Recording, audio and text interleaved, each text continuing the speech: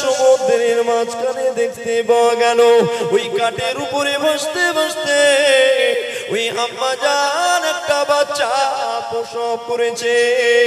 নবজাতক শিশুটাকে কোলে নিয়ে আম্মা জান দুগ্ধ পান করাতে লেগেছে, আম্মা জান দুগ্ধ পান করাতে লেগেছে। এমন সময় হুকুমে লাগি হয়ে গেছে, এবার কাল মাউত চলে যাও। দরিয়ার মাঝখানে গিয়ে দেখো একটা আম্মা জান এই মাত্র একটা বাচ্চা প্রসব করেছে। ওই আম্মা জানের মৌতের সময় হয়ে গেছে, এক্ষুনি ওই আম্মা জানের জানটাকে কবজ করে নাও। মালাকাল মাউত চলে এসেছে, দেখতে লেগেছে আম্মা জান দুগ্ধ পান করাতে লেগেছে, এক্ষুনি বাচ্চাটা প্রসব হয়েছে। আর মালাকাল মাউত আল্লাহর কাছে আরজু করতে লেগেছে, আল্লাহ এই বাচ্চার মুখের দিকে তাকিয়ে এই আম্মা জানের একটু কি হায়াত দেওয়া যায় না? আল্লাহ কড়া নির্দেশ দিলে এ মালাকাল মাউত রে, একটা সেকেন্ড যদি বেড়ে যায় আমি আল্লাহর কাঠগড়ায় তোমাকে দাঁড় করিয়ে দেব।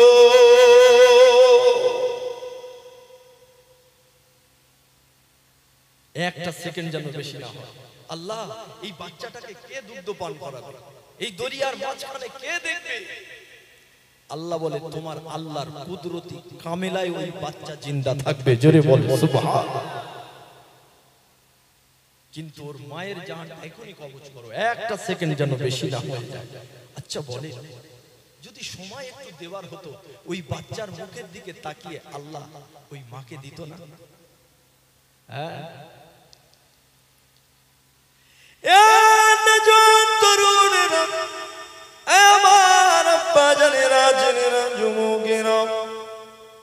আরে আমার নবীর কাছে যখন মালাকাল মাউত আসতেছিলেন, আল্লাহ পাক জানিয়ে দিয়েছিল মালাকাল মাউত রে, আমার হাবিব আমার দোস্তর কাছে তুমি যেতে লেগেছো। এ মালাকাল মাউত রে, আমার হাবিব যদি অর্ডার দেয়, আমার হাবিব যদি তোমাকে পারমিশন দেয়, তবে তুমি ঘরের ভিতরে প্রবেশ করবে, তবে তুমি আমার হাবিবের কাছে যাবে। আমার হাবিব যদি আসতে চায় তবে তুমি আমার হাবিবকে নিয়ে আসবে। অন্যথায় আমি আল্লাহ পাক জানিয়ে দিলাম আমার দোস্ত যতদিন থাকতে যায় আমি আল্লাহ পাক ততদিন রাখতে যায়। এ যুবকেরা তরুণেরা, এদিকে নবী মুসা আলাইহিস সালামের কাছে মালাকাল মাউত যখন আসলো, এমন করে মানুষের চেহারা ধরে সামনে দাঁড়িয়েছে। এমন সময় মুসা নবী জিজ্ঞাসা করতে লেগেছে, কে আপনি? বলে আমি মালাকাল মাউত। বলে কি করতে এসেছো? বলে আমার যা কাজ। বলে কি? বলে আপনাকে আমি জাহান কবজ করতে এসেছি। কে পাঠিয়েছে? বলে আল্লাহ পাঠিয়েছে। এ যুবকের আব্বারা তরুণেরা, আল্লাহ পাক নবী মুসা আলাইহিস সালামকে একটা অফার দিয়েছিল। এমন করে মালাকাল মাউতকে বলেছিল, এ মালাকাল মাউত রে, আমার পয়গম্বরকে একটা কাফির গায়ের উপরে পিঠের উপরে হাত রাখতে বলো। হাত রাখলেন, আল্লাহ বললেন পয়গম্বর তোমার হাতের এই তালুর তলায় যতগুলো পশম এসেছে আমি আল্লাহ পাক তুমি যদি চাও এতগুলো বছর তোমার হায়াত দারাজ করে দেব। জোরে বললেন না সুবহানাল্লাহ। মুসা নবী বললেন, এ মালাকাল মাউত, এতগুলো বছর নাই হায়াত আমি পেলাম, তারপরে কি হবে? বলছে সুম্মাল মাউত, এরপরে আপনার মউত হবে। বললো সেই যখন মউত হবে তা দেরি করে লাভ নেই, আমি এখনই যেতে চাই। জোরে বলেন সুবহানাল্লাহ। তিনি তার সময়ে গেলেন। নবী ইব্রাহিম আলাইহিস সালাম তার কাছে যখন মালাকাল মাউত এলো, মালাকাল মাউতকে দেখে বলছে, কে? বলছে আমি মালাকাল মাউত। কি জন্য? না আপনার জান নিতে এসেছি। কে পাঠিয়েছে? আল্লাহ পাঠিয়েছে। বলছে আল্লাহ আমার জান নিতে পাঠিয়েছে? বলে হ্যাঁ। আল্লাহ তো বলেছে আমি খলিল, আল্লাহ তো বলেছে আমাকে বন্ধু বলেছে, দোস্ত বলেছে, আমার জান নিতে পাঠিয়েছে। আল্লাহ কেমন দোস্ত, আল্লাহ কেমন বন্ধু আমার? একটু বেরে মারতে চাইলেন, বেরে থাকতে চাইলেন। কে? ইব্রাহিম নবী।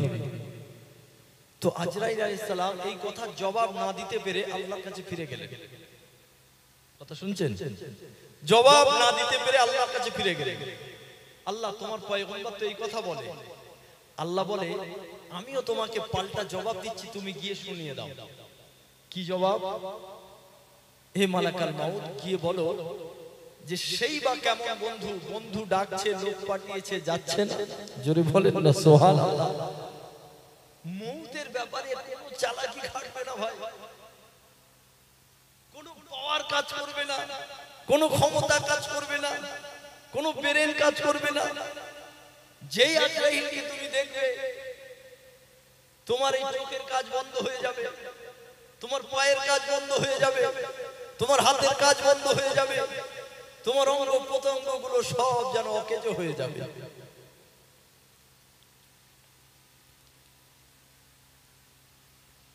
নবী ইব্রাহিম আলাইহিস সালামের কাছে এসে যে এই কথা বললেন, আজরাইল আলাইহিস সালাম সঙ্গে সঙ্গে নবী ইব্রাহিম আলাইহিস সালাম আর কোনো জবাব দিতে পারলেন না। তিনি বললেন, হ্যাঁ আমার আল্লাহ ডাকছে, আমার বন্ধু ডাকছে, আমার দোস্ত ডাকছে, আমি চলে যাব, আমার জানটা নিয়ে নাও। জোরে বলুন সুবহানাল্লাহ। আমার নবীর কাছে আজরাইল আলাইহিস সালাম দাঁড়িয়ে আছে। আজরাইল আলাইহিস সালাম আমার নবী বললেন, আজরাইল দাঁড়াও, একটু জিবরাইল আসবে। জিবরাইল আলাইহিস সালাম চলে আসলেন। জিবরাইল, কি করব, চলে যাব না থাকবো? জিবরাইল আলাইহিস সালাম বলছে, হুজুর চলে যাওয়াটাই বেটার। বলছে কেন? আল্লাহ তো আমাকে অফার দিয়েছে, তুমি কেন চলে যেতে বলছো?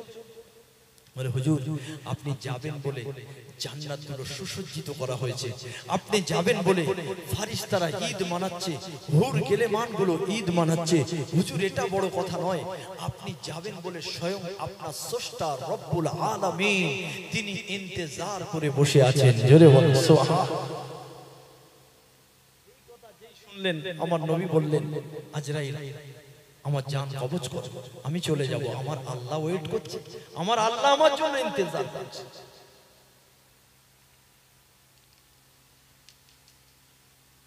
আমার ভাইজানের আব্বা জানেরা, দরিয়ার মাঝখানে মায়ের ইন্তেকাল হয়ে গেল। ওই মাটা গড়িয়ে নদীতে পড়ে গেল, সমুদ্রে অতল তলে তলিয়ে গেল। আর ওই বাচ্চাটাকে আল্লাহ ভাসিয়ে ভাসিয়ে ভাসিয়ে কাঠের উপরে সমুদ্রের কিনারায় নিয়ে গেল।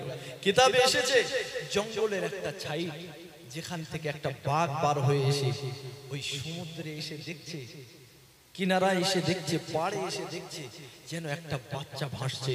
বাঘ মানুষের বাচ্চাটাকে কালে করে নিয়ে জঙ্গলের ভিতরে গিয়ে নিজের দুগ্ধ পান করাতে লেগেছে। জোরে বলে সুবহানাল্লাহ।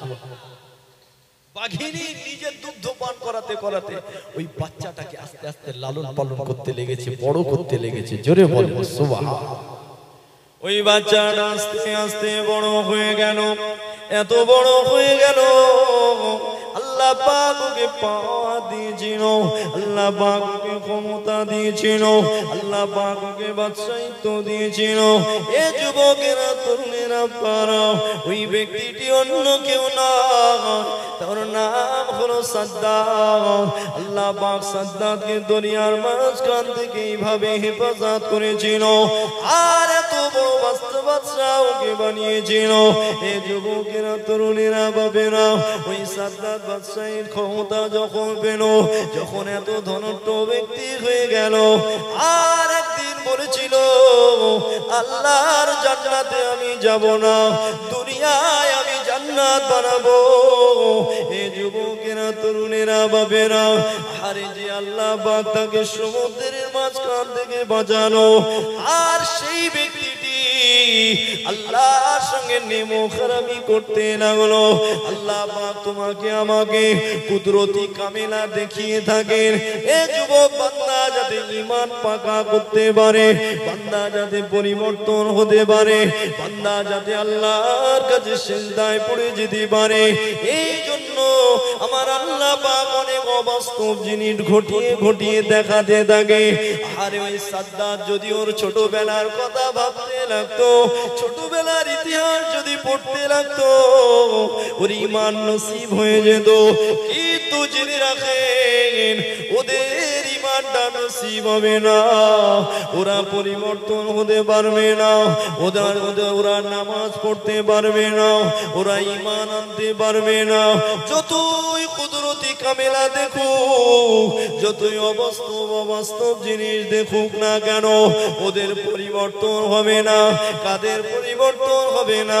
খতামাল্লাহু আলা কুলুবিহিম, যাদের অন্তরে আল্লাহ মোহর মেরে দিয়েছে, এ যুবকেরা, ওদের পরিবর্তন কোনোদিন হবে না।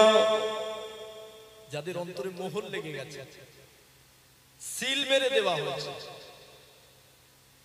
আবু জেহেল, আমার নবী তাকে কত অবাস্তব অবাস্তব জিনিস করিয়ে দেখিয়েছিল।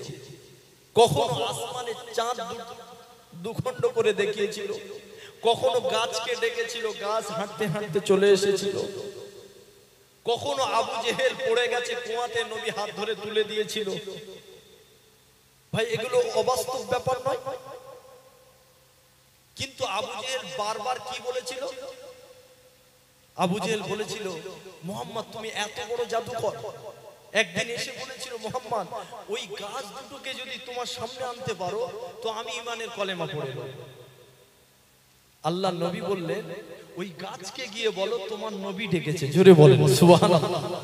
যেই গিয়ে বলা হলো, বলতে দেরি হলো, গাছ দুটো নিজের জায়গা ছেড়ে নবীর দিকে আসতে দেরি করলো না। জোরে বলেন। নবীর সামনে এসে শুধু দাঁড়িয়ে গেল তা নয়, ওই গাছের জবান খুলে দিলেন আল্লাহ। ওই গাছ আমার নবীকে সালাম দিলেন। জোরে বলেন সুবহানাল্লাহ। কিন্তু আবু জেহেল ঈমান নসিব হয়েছিল ভাই। যার কলিজাতে মোহর লাগানো থাকবে তার কিন্তু ঈমান নসিব হবে না, পরিবর্তন তার হবে না। এ যুবক শুনে রেখে দাও, ওই আবু জেহেলকে আমার নবী অনেক কিছু করে করে দেখিয়েছিল, কিন্তু জেনে রেখেন হযরত আবু বকর হুজুরকে আমার নবী একদিন একবার শুধু বলেছিল, আবু বকর এখনো কি তোমার পরিবর্তনের সময় হলো না? এখনো কি তুমি সত্য মিথ্যা আলাদা করতে পারলে না? এখনো কি সঠিক জিনিসটা বুঝতে পারলে না? আমি নবী মুহাম্মদুর রাসূলুল্লাহকে চিনতে পারলে না? এই যুবকেরা, তরুণেরা, একবারই আবু বকর হুজুরের পরিবর্তন ঘটে গেল। সঙ্গে সঙ্গে হাত দুটো বাড়িয়ে দিয়েছিল। আল্লাহর নবীর নূরে হাত দুখানা ধরে আবু বকর হুজুর মুসলমান হয়ে গিয়েছিলেন। বেশি কিছু বলা লাগলো না।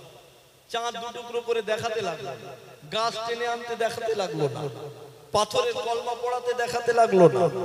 শুধু নবী এতটুকু বললেন, সঙ্গে সঙ্গে নবীর হাত ধরে মুসলমান হয়ে গেল, ঈমানের কালেমা পড়ে নিল। আমার ভাই জানেন, আব্বা জানেন, কিন্তু যাদের কলিজায় মোহর লেগে যাবে তাদের পরিবর্তন হবে না।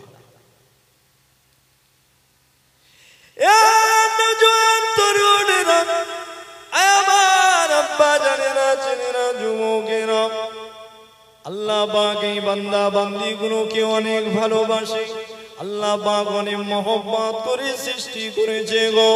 এ যুবক শুনে রাখো, নবী মুসা আলাইহিস সালামকে এবং তার ভাই হারুন আলাইহিস সালামকে আল্লাহ পাক বারবার বলতেন, এ মুসা, এ হারুন, চলে যাও ফেরাউনের কাছে, চলে যাও ফেরাউনের কাছে, ওই ফেরাউনকে দ্বীনের দাওয়াত দাও, আমি আল্লাহর কথা গিয়ে তাকে বলো। এ যুবকেরা, এ নবী পাকের প্রেমিকেরা, মুসা নবীকে আল্লাহ এটাও জানিয়ে দিয়েছিল, মুসা রে, তুমি ফেরাউনকে দ্বীনের দাওয়াত দেবে, কলেমার দাওয়াত দেবে, খুব ভদ্রতার সঙ্গে, খুব হিকমতের সঙ্গে দাওয়াতটা দেবে। মুসা নবী বারবার যেতেন, মুসা নবী বারবার গিয়ে দাওয়াত দিতে লাগতো, কিন্তু ফেরাউন কলেমা পড়তো না, ফেরাউন কিন্তু কলেমা পড়তো না। একদিন ফেরাউন তার কলিজাটা একটু নরম হয়েছিল, আর সেই দিন মুসা নবীকে বলেছিল, এ মুসা রে, আমি কলেমা পড়তে যাই, তবে আমি কলেমা পড়লে আল্লাহ আমাকে কি দেবে বলো? আমি কলেমা পড়লে আল্লাহ আমাকে কি দেবে বলো? ওই সময় মুসা নবীও বলেছিল, ফেরাউন তুমি যদি কলেমা পড়ো, আল্লাহ পাক তোমাকে সর্বপ্রথম একটা অফার দিয়েছে, ফেরাউন তুমি কলেমা পড়বে, কিয়ামত পর্যন্ত আর কোনদিন তুমি মরবে না। ফেরাউনের মতো মানুষকে আল্লাহ অফার দিয়েছে। মুসা নবীর অফার দেওয়ার ক্ষমতা আছে? আল্লাহ বলেছে বলে তবেই তো মুসা নবী বলছে যে তুমি কলেমা পড়লেই তোমার সর্বপ্রথম একটা অফার আছে, তুমি যেই কলেমা পড়বে কিয়ামত পর্যন্ত আর মরবে না। তুমি যেদিন মউত কামনা করবে সেদিন মরবে, আর অন্যথায় কুল্লু মান আলাইহা ফান ওয়া ইয়াবকা ওয়াজহু রাব্বিকা যুল জালালি ওয়াল ইকরাম।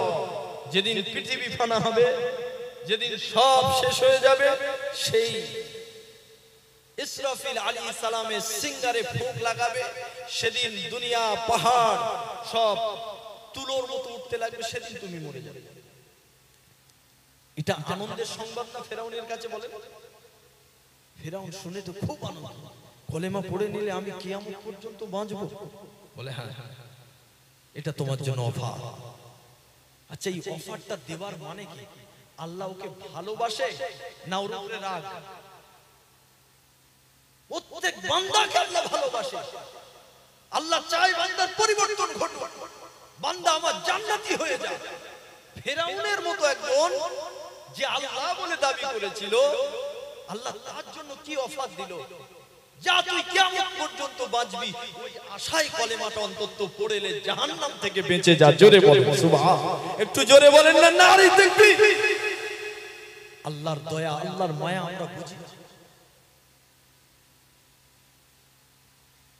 আসেন আমার বাপেরা, নওজোয়ান তরুণেরাও, ফেরাউন ওই সময় কি বলেছিল? এ মুসা রে, আমি কলিমা পড়ে নেব, তবে আমাকে আল্লাহ পাক আর কি দেবে? এ যুবকের আব্বারা তরুণেরাও, এমন সময় মুসা নবী বলেছিল, ফেরাউন তুমি যদি কলিমা পড়ে নাও, দ্বিতীয় নাম্বারে আল্লাহ পাক তোমার জন্য অফার রেখে দিয়েছে, কিয়ামত পর্যন্ত তুমি বুড়ো হবে না। তুমি কলেমা পড়ে নেবে আর তুমি বুড়ো হবে না। আরে কে চায় বুড়ো হতে? কে চায় বুড়ো হতে? দাড়ি পাকতে শুরু করেছে, দাড়ি কেটে দিতে লেগেছে, দাড়ি পাকতে শুরু করেছে, কলম করতে লেগেছে, যাতে বুড়ো মনে না হয়। কথা ঠিক বলছি না? আল্লাহ দ্বিতীয় অফার দিলেন, মুসা নবী বললেন তুমি কলমা পড়ে নাও, কিয়ামত পর্যন্ত বুড়ো হবে, তুমি নওজোয়ান যুবক থেকে যাবে। ফেরাউন আবার বলছে আমি কলেমা পড়ে নাও, আমার জন্য আর কি অফার আছে? আল্লাহু আকবার। বলছে তুমি কলেমা পড়ে নেবে, তোমার কোনোদিন কোনো রোগ হবে না। জোরে বলেন সুবহানাল্লাহ। কে চায় না সুস্থ থাকতে? বলে সবাই আমরা চাই আমাদের শরীরটা সুস্থ থাকুক, সবল থাকি আমরা। আল্লাহু আকবার। যারা অসুস্থ হয়ে নার্সিং হোম হসপিটালে পড়ে আছে, জ্বালা যন্ত্রণা হচ্ছে শরীরে, তাদেরকে জিজ্ঞাসা করে এই শরীর সুস্থ থাকলে কেমন ছিল আর এখন তাদের কেমন লাগছে। মাঝখানে একটা কথা শুনিয়ে দিই। এক তারিখে পয়গম্বর নবী মুসা আলাইহিস সালাম আল্লাহ পাকের কাছে প্রশ্ন করেছিল, আল্লাহ গো, আমি মুসা যদি আল্লাহ হতাম আর তুমি যদি মুসা হতে, আল্লাহ তুমি বলো আমার কাছে কি চাইতে? আল্লাহ সঙ্গে সঙ্গে বলেছিল, এ মুসা রে, জীবনে তো তুমি আল্লাহ হতে পারবে না। মুসা কেন তুমি এমন প্রশ্ন করো, কেন এমন কথা বলো? ওই সময় মুসা নবী বলেছিল, আল্লাহ তুমিও তো কোনোদিন মুসা হতে পারবে না, তবে জবাবটা তো দিনে অসুবিধা নাই। আরে আমার আল্লাহ পাক সেই দিন জবাব দিয়েছিল, এ মুসা, আমি আল্লাহ পাক সুস্থতার কামনা করতাম।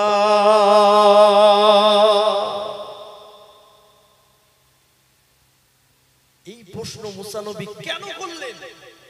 আল্লাহ যেটা চাইবে ওটা বড় দামি জিনিস হবে। আল্লাহ যেটা চাইবে ওটা বড় দামি জিনিস হবে। দামি জিনিসটা জানবার জন্য, আমাদের জানিয়ে দেওয়ার জন্য তিনি এই প্রশ্নটা করলেন। আর আল্লাহ বললেন, আমি সুস্থতার কামনা করতাম। আমার ভাই জানেন, আব্বা জানেন, এই সুস্থতা আল্লাহ পাকের বড় মাপের নিয়ামত, বড় মাপের নিয়ামত। যতদিন সুস্থ আছেন আল্লাহ পাকের ইবাদত করে নেন।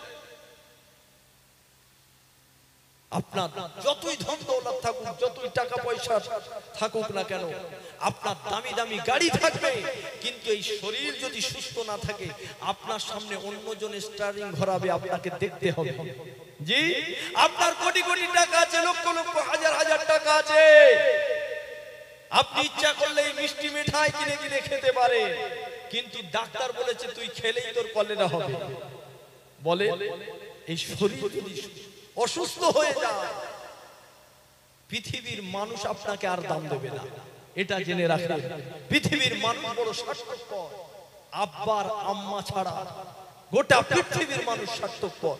যতদিন আপনার পকেট মোটা থাকবে, ততদিন আপনি আপনার ছেলের যোগ্য বাবা, যতদিন আপনার পকেট মোটা আপনি আপনার স্ত্রীর যোগ্য স্বামী, আপনার পকেট মোটা তো আপনি আপনার শ্বশুরের যোগ্য জামাই, আপনার পকেট মোটা তো গ্রামের মানুষ বলবে সলিমুদ্দিন তুই দাঁড়া। কোথায় দাঁড়াবে? পায়খানা ঘরের সামনে দাঁড়া, ভোটে দাঁড়া। সলিমুদ্দির ভিতরে কিন্তু কোনো শিক্ষা নাই, কিছুই নাই, নাম সই করতে পর্যন্ত পারে না, আর ওকে দিল দাঁড় করিয়ে। যে পাড়াতে একটা 5 ওয়াক্ত নামাজি ছেলে ছিল, তার পকেটটা একটু পাতলা ছিল, কিন্তু ছেলেটা পারফেক্ট ছিল, গোটা গ্রামের মানুষের চোখে ছানি পড়েছিল, ওকে দেখতে পায়। পাড়াতে একটা এইচএস পাস ছেলে ছিল, পকেটটা একটু পাতলা ছিল, পকেট মোটা নয়। জি, আমরা ভুল করছি তো বিপদ আমাদের উপরে আসবে, জালেম বাদশা তো অটোমেটিক তৈরি হয়ে যাবে। আসেন আমার বাপেরা, নওজোয়ান তরুণেরা, মুসা নবী একদিন আমার আল্লাহ পাককে প্রশ্ন করেছিল, এ যুবকেরা আব্বার তরুণেরা, আরে আল্লাহ পাক কোরআন শরীফের ভিতরে জানিয়েছে, ওয়ালাকাদ কাররামনা বানি আদম, আমি আল্লাহ পাক আদম সন্তানকে অনেক মহব্বত করি, ভালোবাসি, আমি আল্লাহ অনেক সম্মান দিয়ে আদম সন্তানকে আমি আল্লাহ পাক সৃষ্টি করেছি। এ যুবকেরা তরুণেরা বাজায়েরা, মুসা নবী প্রশ্ন করলেন, আল্লাহ তুমি বলো আদম সন্তানকে অনেক ভালোবাসো, অনেক মহব্বত করো, পিয়ার করো, আল্লাহ আমার তো বুঝে আসে না, তোমার মহব্বত তো আমি বুঝতে পারি না। কেন বুঝতে পারো না? ওই সময় মুসা নবী বলেছে, আল্লাহ গো একটা দুটো তিনটে নয়, এমন করে 7-7টা আপনি জাহান্নাম তৈরি করেছেন। ওই জাহান্নাম গরুর জন্য নয়, ওই জাহান্নাম ছাগলের জন্য নয়, ওই জাহান্নাম পশু প্রাণীদের জন্য নয়, ওই জাহান্নাম আর কোরআন আপনি তো আদম সন্তানকে তৈরি করেছেন, এই আদম সন্তানকেই তো জাহান্নামে দেবেন। আর ওই জাহান্নাম এত কঠিন, ওই জাহান্নাম আর অগ্নি এত কঠিন অগ্নি। এ যুবকেরা, আল্লাহ নবী সাহাবাদেরকে বলেছিল, বাবারা ওই জাহান্নাম আর অগ্নি যদি এতটুকু আগুন তুলে আর দরিয়াতে তুমি নিক্ষেপ করে দাও, ওই দরিয়ার পানিগুলো টগবগ করে ফুটতে শুরু হয়ে যাবে। এ যুবকেরা আব্বারা তরুণেরা, তাই মুসা নবী প্রশ্ন করলেন, আল্লাহ তোমার মহব্বত আমার বুঝে আসে না, তুমি এদিকে বলছো অনেক মহব্বত করো, তুমি এদিকে বলছো অনেক ভালোবাসি, কিন্তু এত কোটি জাহান্নাম তুমি তাদের জন্য আবার বানিয়ে রেখেছো। এ যুবকেরা তরুণেরা, ওই সময় আমার আল্লাহ পাক বলেছিল, এ মুসা রে, তোমার প্রশ্নের জবাব তুমি পেয়ে যাবে, তোমার প্রশ্নের জবাব আমি আল্লাহ পাক দিয়ে দেব, তবে এই মুহূর্তে তুমি আমার একটা হুকুম পালন করো। কি হুকুম পালন করবো আল্লাহ? আমি মুসা তো তোমার হুকুমের গোলাম, আল্লাহ আপনি খালি একবার হুকুম করে দেন। আল্লাহ পাক ওই সময় হুকুম করেছিল, এ মুসা রে, তুমি একটা জায়গা বেছে নাও, ওই জায়গা জমিতে তুমি একটু চাষ করতে শুরু করো। আল্লাহ কিসের চাষ করবো? আল্লাহ বলে তুমি ধানের চাষ করতে লাগো। এই যুবকেরা কিতাবের ভিতরে পাওয়া যায়, মুসা নবীর সঙ্গে সঙ্গে চাষ শুরু করে দিলেন। একটা জমি জমি বেচে নিয়ে ওই জমিটা চষে ফেলেছিল, ওই জমিতে পানি দিয়ে ভরিয়ে দিয়েছিল, এমন করে বীজ রোপণ করতে লেগেছিল, চাষিদের মতো তত্ত্বাবধান করতে লেগেছিল। দেখতে পাওয়া গেল শেষবার হয়েছে, আস্তে আস্তে গাছগুলো বড় হতে লেগেছে। একদিন দেখা গেল ফসল ফলতে লেগেছে। এইভাবে দেখতে দেখতে দেখতে একদিন ওই ধানগুলো পাকতে লেগেছে। চাষিরা যেমন ধান কাটতে লাগে ঠিক ওইভাবে মুসা নবী ধান কেটে নিয়েছে, এক জায়গায় ধানের গাদা দিয়েছে। এইবারে ওই গাদা থেকে নিয়ে ওই ধানগুলো এবারে ঝাড়তে লাগে। পয়গম্বর এইবারে ঝাড়তে শুরু করে দিল, ধানগুলো ঝাড়া হয়ে গেল। ও আমার আব্বা জানেরা, এইবারে তুমি বলো দেখি এইবারে কাজটা কি বাকি আছে? কি করতে হবে বলেন? ঝাড়া হয়ে গেছে, এইবারে কি বাকি? বুঝতে পারছি না, একটু জোরে বলে। না, ঝাড়ার পরেই একটা কাজ আছে, বলেন সেটা কি? হ্যাঁ, কেন বলেন? চিটে না চাচা, ওটা চিটিং বাজ বার করতে হবে। চিটিং বাজ, চিটে নয়। ধানের মতো দেখতে, ভেতরে চাল নেই, ও চিটিং বাজ না তা কি? চিটিং বাজের সঙ্গে আরো চেলা চামটা থাকে না, থাকে না?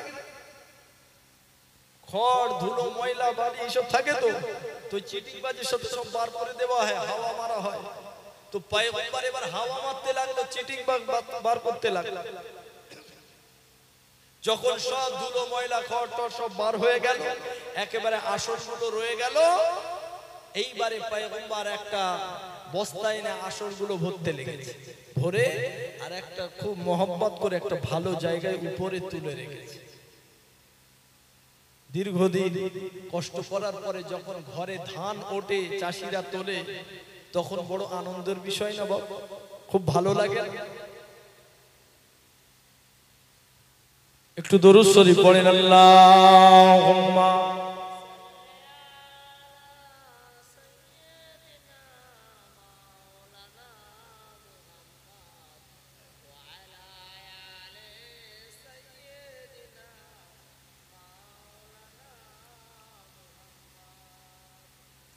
हमने आँखों से देखा नहीं है मगर उनके तस्वीर सीने में मौजूद है।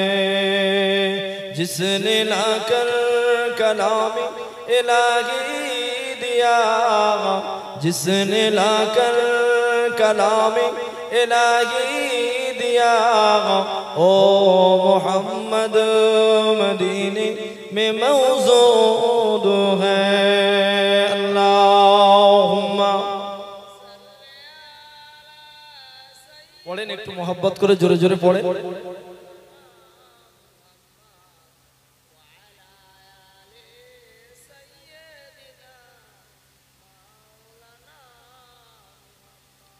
फूल खिलते के पढ़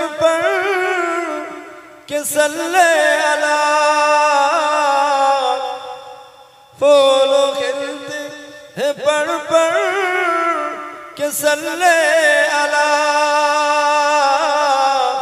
झूम कर कह रही है ये बाग सबा, ऐसे खुशबू चमन की गुलों में कहा, ऐसे खुशबू चमन के गुलों में कहा, जो नबी के पसीने में मौजूद है।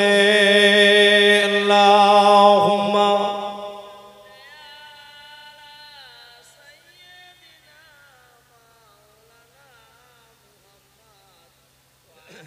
वाला आले सय्यदिना। আমার ভাইজানেরা বাজানেরা, তো মুসা নবী ওই ধানগুলোকে, আসল ধানগুলোকে তুলে নিলেন, বস্তায় করে তুলে একটা ভালো জায়গায় রেখে দিলেন। এইবারে এই যে চিটে ময়লা ঝয়লা সব ছড়িয়ে গিয়েছিল চারিদিকে, ঝাড়লে হাওয়া মারলে ছড়িয়ে যায় না, তিনি একটা ঝাঁটা দিয়ে ভালো করে ঝাঁট দিয়ে এক জায়গায় করেছে, এক জায়গায় করে আগুন ধরিয়ে দিয়েছে। ওটার আরেকটা নাম হলো আবর্জনা, ধুলো ময়লা, এর নাম কি? আবর্জনা। আবর্জনা আমরা কি করি, অনেক সময় ধরিয়ে দিই না? হ্যাঁ, এক জায়গায় করে দিয়ে ধরিয়ে দিই। তো তিনি ধরিয়ে দিয়ে, আর যেই ধরিয়ে দিয়েছে, আগুন লাগিয়ে দিয়েছে, আল্লাহ এবার বলতে শুরু করেছে, ও পয়গম্বর কি করছো? এত কষ্ট করে জমি চষলে, পানি দিলে, বীজ রোপণ করলে, তত্ত্বাবধান করলে, ঘাস লিয়ালে, ধান কাটলে, ঝাড়লে, এত কষ্ট করলে, আর এখন পোড়াচ্ছ কেন? বলে আল্লাহ এ তো সব চিটিংবাজ, এ নিয়ে আমি কি করব? যেগুলো ভালো আমি সব তুলে ফেলেছি। আল্লাহ পাক ওই সময় বলেছিল, পয়গম্বর মাত্র 3 মাসে চাষ করেছো তুমি, পয়গম্বর তোমার নিয়ত হয়ে গেছে চাল দরকার, ওই চাল রান্না করে তুমি ভাত খাবে। এ পয়গম্বর রে, 3 মাসের চাষ করে যদি একটা নিয়ত হয়, আমি আল্লাহ পাক এত বড় দুনিয়া বানালাম, আমি আল্লাহ পাক এত বড় আসমান বানালাম, আমি আল্লাহ পাক এত কিছু করলাম, আমি আল্লাহ পাক আমার বান্দা বান্দীদেরকে দুনিয়া জমিনে পাঠালাম, এদের পাঠানোর আগে জমিন বানালাম, এই জমিনকে বলে দিলাম এদের খিদমত করবি। আমি আল্লাহ পাক গরু ছাগলকে সৃষ্টি করলাম, ওই গরু ছাগলকে বলে দিলাম এদের খিদমত করবি। আমি আল্লাহ পাক গাছকে পাঠালাম, ওই গাছকে বলে দিলাম আদম সন্তানদেরকে খিদমত করবে। গাছ কিন্তু আমাদের খিদমত করে যাচ্ছে, গরু ছাগল আমাদের খিদমত করে যাচ্ছে, জমিন আমার আপনার খিদমত করে যাচ্ছে, চাঁদ সূর্য নক্ষত্র তোমার আমার খিদমত করে যাচ্ছে। এ যুবকেরা, তরুণেরা, আল্লাহ বলে সবাই তোদের খিদমত করবে, আর তোরা আমি আল্লাহ পাকের ইবাদত করবি। তরুণেরা, আমার আব্বা জানেরা, আমার আল্লাহ বাও মুসা নবী ওই সময় বলেছিল, এ মুসা রে, যারা আমি আল্লাহ পাকের ইবাদত করবে, ওরা ওই আসল ধানের মতো, তুমি যাদেরকে গুটিয়ে বস্তার ভেতরে পড়েছো আর উপরে তুলে রেখেছো, আর এই চিঠি গোড়াকে তুমি পোড়াতে নিয়েছো। এ পয়গম্বর শুনে রেখে দাও, যারা আমার হুকুম পালন করবে না, যারা আমার আইন অমান্য করে দেবে, ওরা আমার কাছে আবর্জনা, আর আমি আল্লাহ পাক তোমার মতো আবর্জনাগুলোকে আমি আল্লাহ পোড়াবার জন্য জাহান্নাম বানিয়ে রেখে দিয়েছি। এ যুবকেরা, তরুণেরা, বাবেরা, এই পৃথিবীর জমিনে খুব ভালো করে যদি দেখি, কোটি কোটি মানুষ আছে, কিন্তু আল্লাহর খাতায় কতজন মানুষ আছে আল্লাহ ভালো জানে। আল্লাহ বলে তো মানুষের মতো দেখতে, মানুষের মতো হাত, মানুষের মতো চোখ, মানুষের মতো পা, মানুষের মতো শরীর, কিন্তু ও তো মানুষ নয়, ও মানুষ নয়, ও মানুষের মতো দেখতে একটা প্রাণী।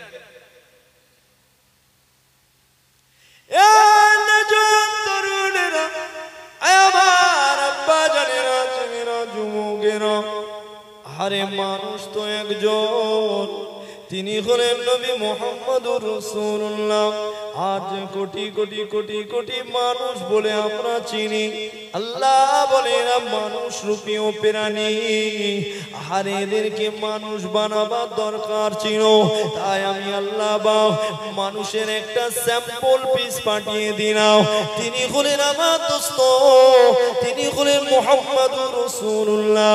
আপনি তখন হবেন মানুষ, আপনি তখন হয়ে যাবেন মানুষ যখন আমার নবীর মতো ড্রেস পরবেন, আমার নবীর স্টাইলে খাবেন, আমার নবীর স্টাইলে হাঁটতে লাগবেন,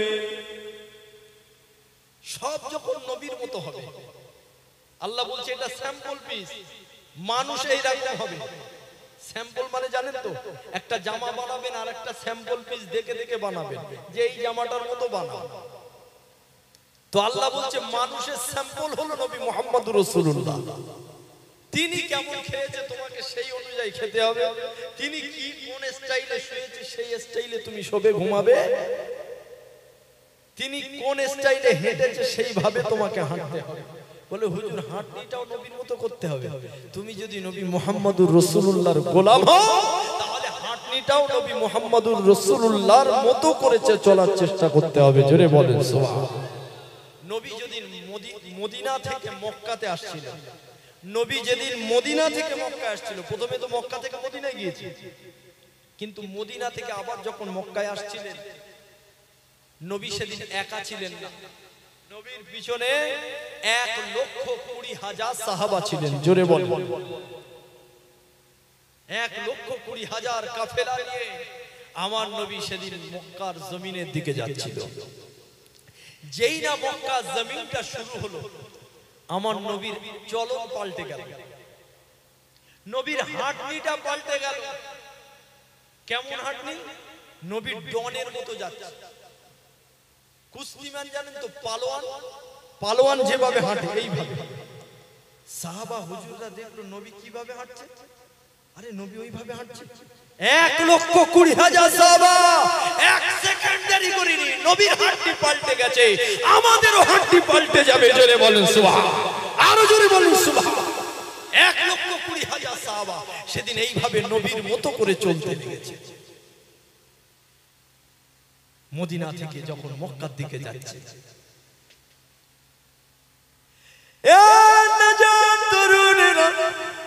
আমার আব্বা জানেরা ছেলেরা যুবকেরা, আরে মক্কা জমিনে যখন আল্লাহর কাবা বাইতুল্লাহ থেকে আবার নবী আগিয়ে যেতে লাগলো, ওই মক্কা জমিনে একজন বীর পুরুষ যার নাম হলো আবু সুফিয়ান, যার নাম হলো আবু সুফিয়ান। ওই আবু সুফিয়ান দেখতে পেয়েছে আল্লাহ নবী মদিনা জমিন থেকে বিশ্ব নবী আমার আসতে লেগেছে।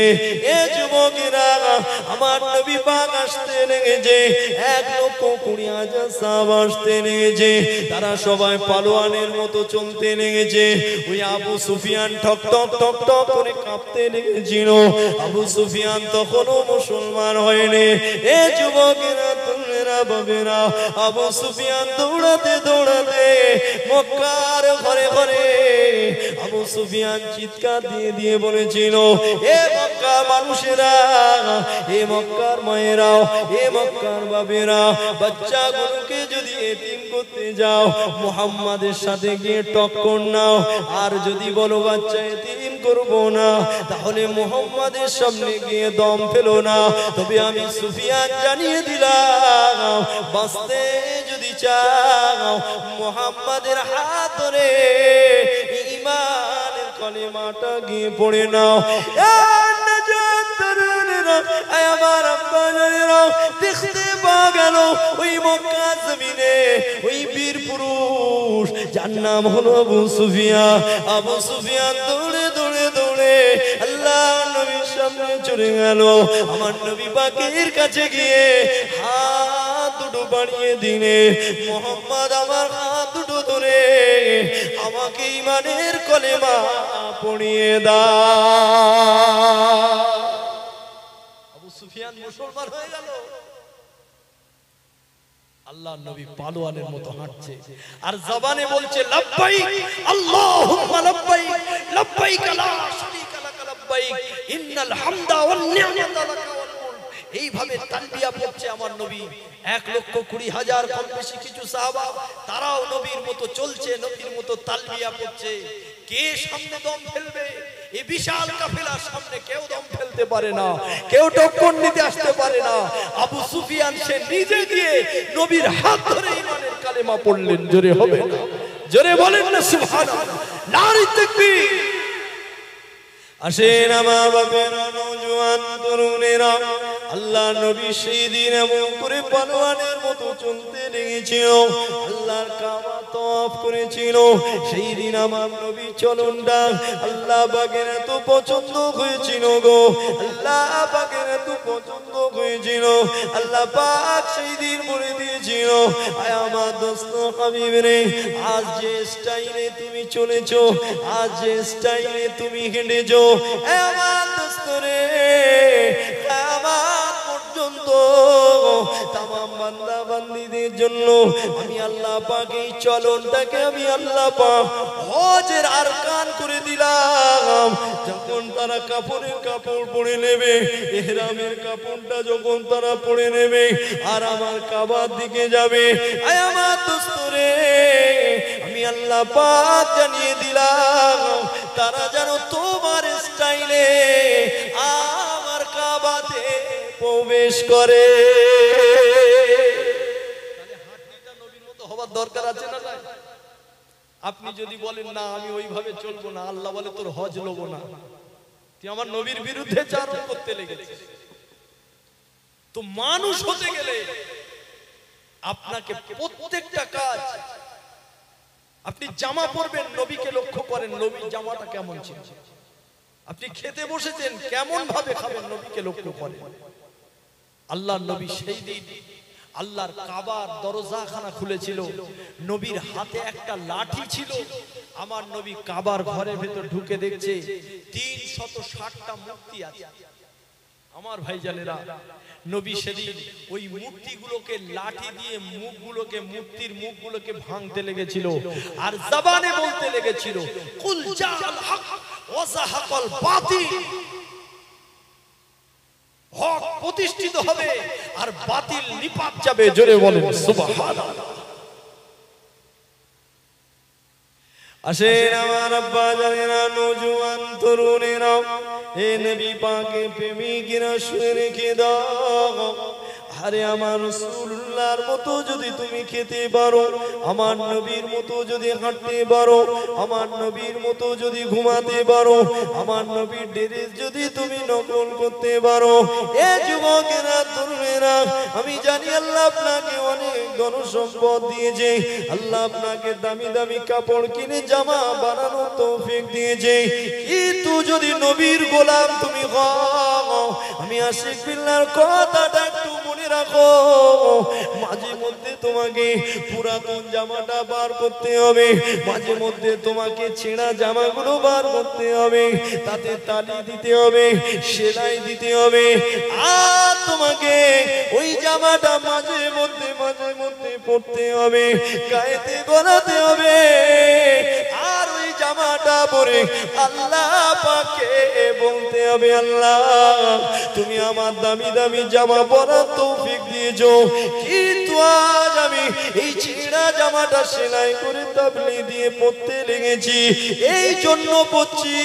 শুনেছি তোমার দোস্ত, তোমার হাবিব যে জামাগুলো পরতো, একটা জামাতে 8টা 10টা 12টা করে তাবলি দেওয়া থাকতো, আমি তোমার নবী নকল করছি। ভুল বুঝলে হবে না। ওই জামা পরে আমি শ্বশুরবাড়ি যেতে বলিনি, কলকাতায় যেতে বলিনি, মাঝে মধ্যে ঘরেতে অন্তত পরবেন, নিজের গ্রামে একটু ঘুরবেন, ওই জামাটা পরবেন, যে এটা নবীর দিওয়ানার পরিচয়, যে আমার নবী এরকমও জামা পরেছে, আমি সেটাও একটু সুন্নাত আদায় করে নিচ্ছি। জোরে বলেন সুবহানাল্লাহ। তাহলে মানুষ আপনি তখন হবেন কখন?